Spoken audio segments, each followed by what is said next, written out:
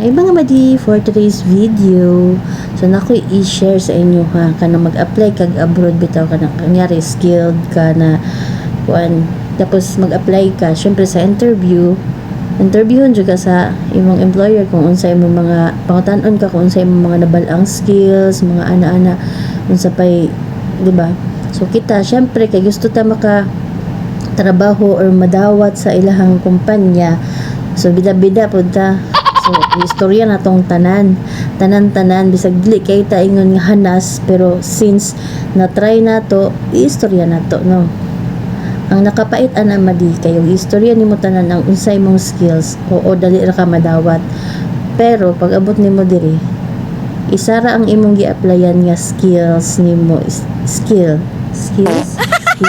bahala mo diha, basta isara ang imong gi-applyan, pero ang ipabuhat sa imo is tulo.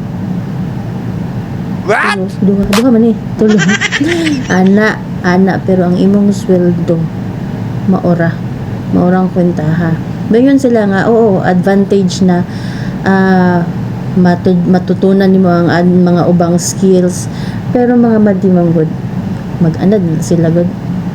Hoy lang ingon diri, dili jud di magbida-bida, bawal ang Jollibee dinhi kung unsa ang imong gi-applyan una sa kontrata, mura jud imong trabaho. Ayaw pag bida-bida sa man ka mag Jollibee man ka, ana ayaw daw ana kay ikaw ang makaluluoy.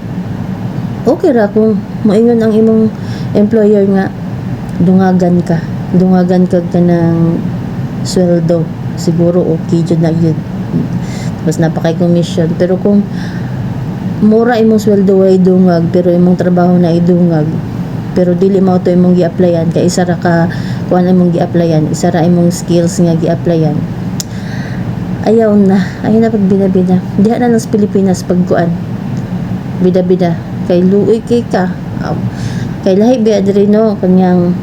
Kunyari home service ka, kung pilok ka, nakay bitbiton, nakay kargahon bed, pas ano nimo na ang bed, tapos katong bag nimo nga pang pilok, unsa pa diha. Kung nails ka, pas anon po nimo na ang tibuok pang nails nimo dry. Kung kabalo ka mo, kumbari classic manicure pedicure, so na ato lahi to siya. Unya pag kabalo pa ka mo gel, lahi pud to siya nga kuan, bugat bra kayo.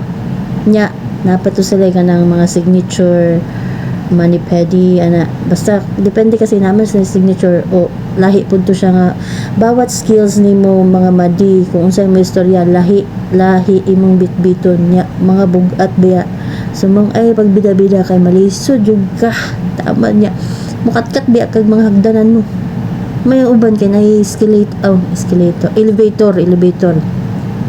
hagdanan na itong elevator kailang mga balay diri mga madi, mga dagko ay mga elevator. Inyagway elevator, maghagdanan ka nya adto ka tong kuan, third floor, fourth floor, unsa pa pila ka floor na. Kaluya yun mo lagi. Kana imong almoranas, nga wa pa ning sibol pay pagsibol. Musibol lagi gina diri, madiwal gina imong almoranas lagi pag magbida-bida ka diri. Ito na sa imo ha, pero sa tindahan yung mga madi, sa ako ang experience ko rin, medyo enjoy pa man ko. Na-enjoy ko sa akong trabaho kay kuan man siya kanang murag laag-laag ra bitaw mo, biyahe-biyahe ra mo, ana ba makagawas-gawas mo. Guman sa imong trabaho diri, sa among trabaho, magpaalam lang ka sa among supervisor, tugtan ka mo, palit ka dito sa bakala, ana, unsa imong paliton, basta mananghid ka. Yun na siya diri, murag di ka ma-homesick kay makagawas-gawas ka. So mura to mga madi, ayo kay bida-bida ha. Pero syempre di pud ta makaingon nga di ta magbida-bida sa interview, kay gusto ba di ta makatrabaho, gusto ba ta jud, di ba, makalakaw dayon. So narana sa inyo kung istorya ninyo ang tanan o ano, basta so mara to, bye.